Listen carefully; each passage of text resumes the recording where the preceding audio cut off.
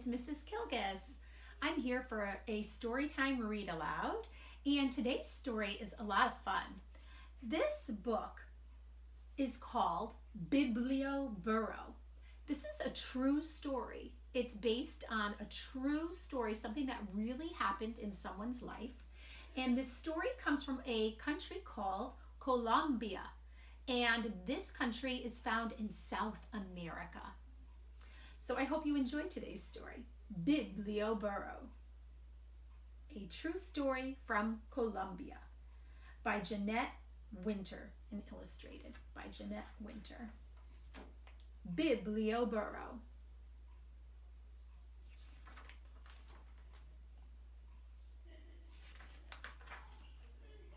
Deep in the jungles of Colombia, there lives a man who loves books.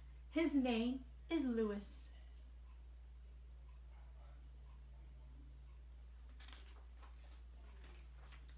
As soon as he reads one book, he brings home another. Soon the house is filled with books. His wife, Diana, grumbles, "What are we going to do? Eat books with our rice?"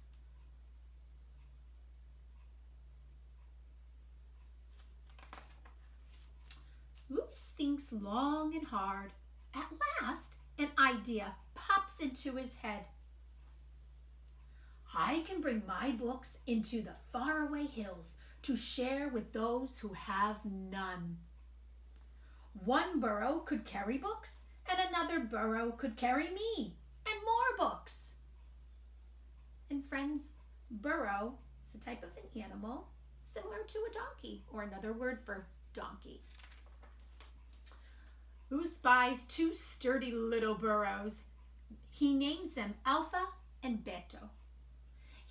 He builds crates to hang on their backs and paints signs, Biblioburro, the burro library. Then Diana fills the crates with books.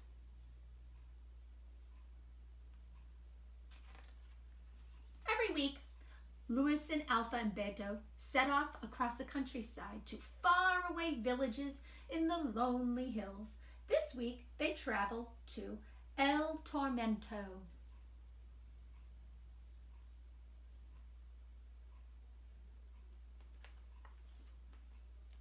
When the sun burns high in the sky, Louis and the burros stop at a stream to drink the cool water. After they have their fill, Beto balks. That means he doesn't want to go. Louis pulls and pulls on Beto's reins, but Beto won't budge. The children are waiting for us. At last, the burro gives in and steps across the stream.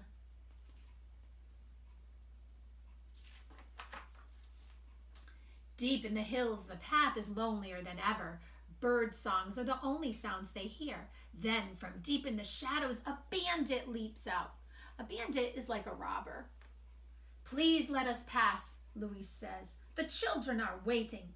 The bandit scowls at the books, but he takes one and growls. Next time, I want silver. Give me your silver. The Biblioburro continues on its way over the hills until at last Louis sees houses below. The children of El Tormento run to meet him.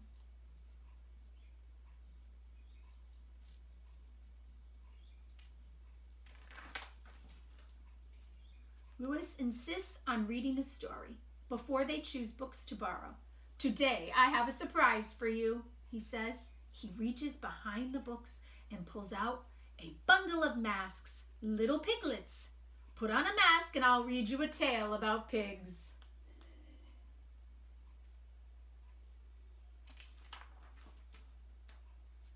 And friends, here you see him sitting with the book, the children wearing their masks, and it says once upon a time, and it looks like the story of the three little pigs with the house of straw, sticks, and bricks.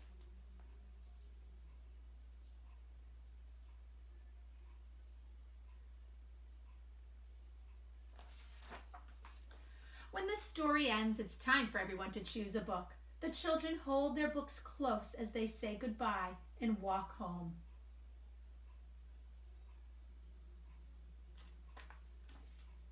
Louis and Alpha and Beto head back over and around the hills, across the grasslands and streams, and into the sunset.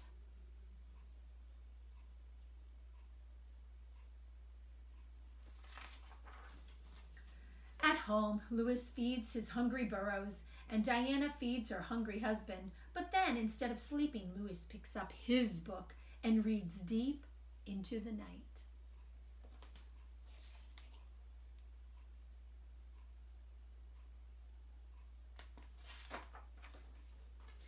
And far away in the hills, candles and lanterns burn as the children read borrowed books deep into their night too.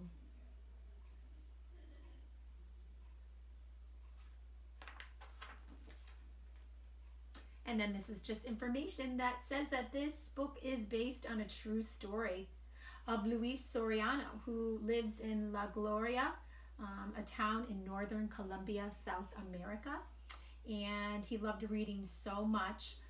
He wanted to share his books with others and with children that didn't have books of their own. So that's a really neat true story. I also enjoyed the illustrations. They're very colorful and bold and bright. So it's a very, very nice story to read, listen to, and to look at. I hope you enjoyed today's book, and don't forget, reading is so important. Listening to stories, practicing your very own reading. It can take us to lots of fun places. All right, friends, until I see you again next time, it's bye for now from Mrs. Kilgus.